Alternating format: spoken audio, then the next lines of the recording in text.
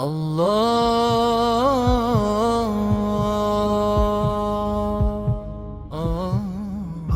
divine wisdom.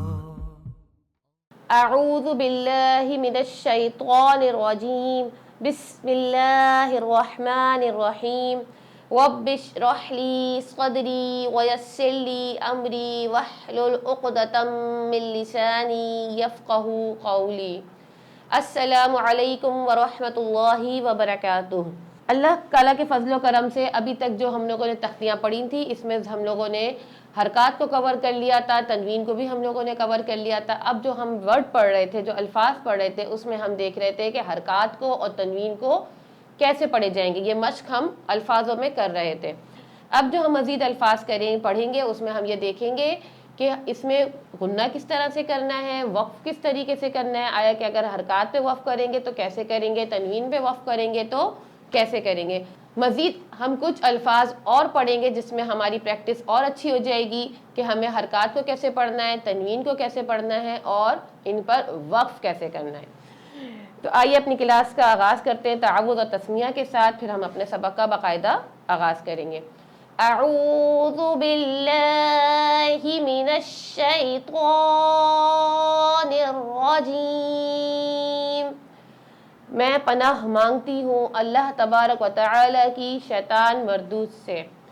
تسمیہ، بسم اللہ الرحمن الرحیم، شروع اللہ کے نام سے جو بڑا مہربان اور نہایت رحم کرنے والا ہے۔ سب سے پہلے جو ورڈ ہم پڑھیں گے اس کو مجھے آپ کو تھوڑا سمجھانا یہ ہے کہ یہ ورڈ ہے قوری آ، یہ پڑھیں جائے گا حمزہ زبر آ، یہاں پر یا نہیں پڑھیں گے۔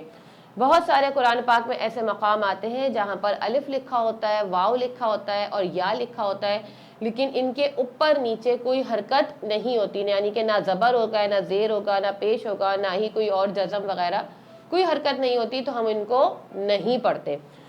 اب یہ جو زبر ہے یہ یا پر نہیں ہے، یہ ہے حمزہ پر زبر، تو ہم اسے پڑھیں گے قوری آ، قوری آ۔ جب ہم حمزہ پر زبر لگائیں گے اور ہم اسے وقف کریں گے تو دوسری چیز ہمیں یہاں پر اسی الفاظ میں یہ سمجھنی ہے کہ حمزہ کو وقف کرتے وقت ہم جھٹکا دیتے ہیں۔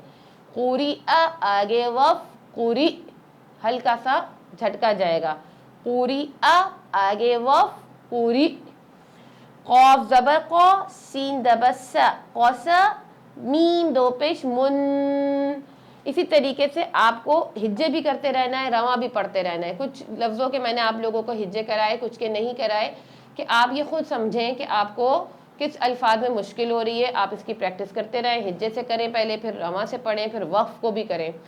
ان تختیوں کی جتنی زیادہ مشق کریں گے اتنی ہی زیادہ آپ کے لیے آگے تختیوں کو پڑھنا آسان ہوگا اور قرآن پاک کی آیات کو پڑھنا آسان ہوگا۔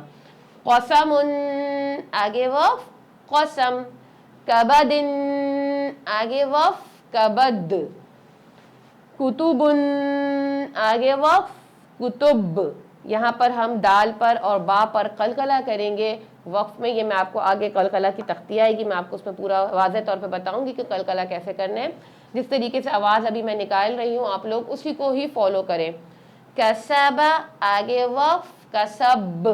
یہ جو ب کی آواز آ رہی ہے یہاں پر یہ قلقلہ کہلاتا ہے، ٹھیک ہے۔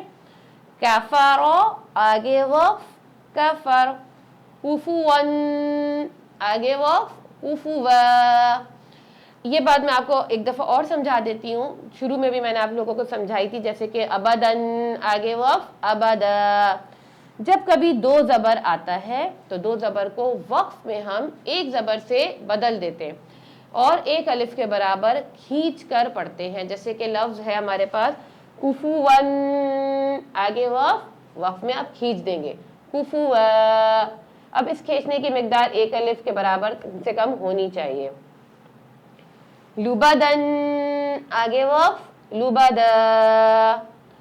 یہاں پہ آپ نے دو مثالیں دیکھ لی کہ آپ کو وقف میں دو زبر کے وقف میں کیسے پڑھنا ہے۔ اب آگے آپ پڑھیں گے لومزتن۔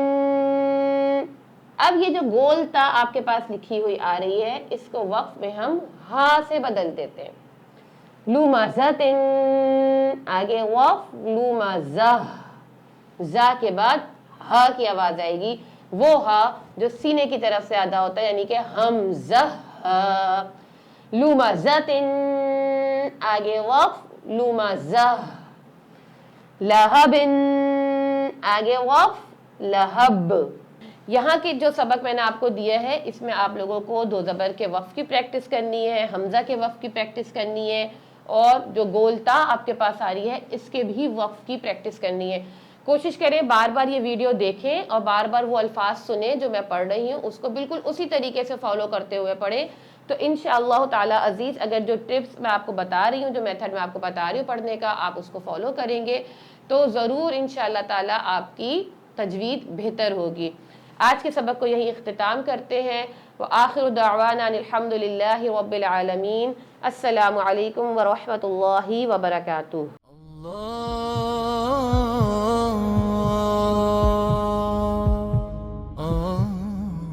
Allah's divine wisdom